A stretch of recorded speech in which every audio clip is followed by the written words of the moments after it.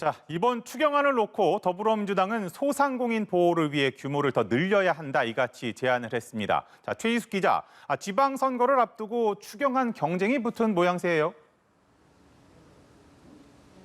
네, 그렇습니다. 추가 경정 예산안을 놓고 주도권을 잡기 위한 여야의 힘겨루기가 이어지고 있습니다. 지방선거 민심을 겨냥한 거란 분석도 나오는데요.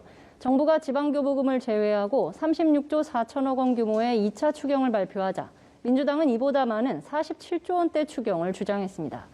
소상공인을 두텁게 보호해야 한다는 취지인데 구체적으로는 소상공인 손실보상을 정부안보다 15조 6천억 원가량 더 제시했습니다. 재원 마련과 관련해선 정부가 초과 세수를 추경 재원과 국채 상환에 쓰겠다고 한 점을 들어 국채 상환분을 탄력적으로 조정하면 된다는 입장입니다.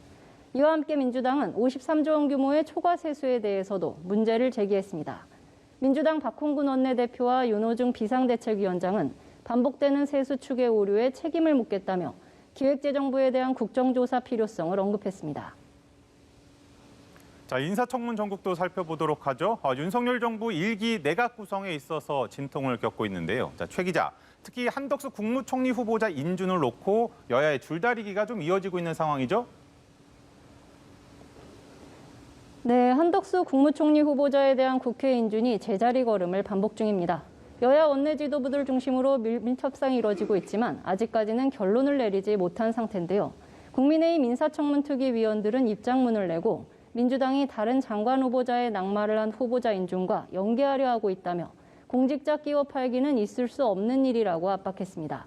총리 공석이 장기화할 우려가 나오면서 국민의힘은 국회의장이 한 후보자 임명 동의안을 본회의에 직권 상정해달라고 촉구했습니다. 반면 더불어민주당은 오늘 윤석열 대통령이 박진 외교부 장관과 이상민 행정안전부 장관을 임명한 데 대해 유감을 표했습니다. 민주당은 원내대변인 브리핑 등에서 불통 인사를 중단하고 국정 운영을 우선하라고 반발했습니다. 한편 여야는 오늘 이창양, 이영 두 장관 후보자에 대한 청문 경과 보고서를 추가로 채택했는데요. 이들이 임명되면 윤석열 정부 1기 내각 장관은 모두 11명이 됩니다. 지금까지 국회에서 전해드렸습니다.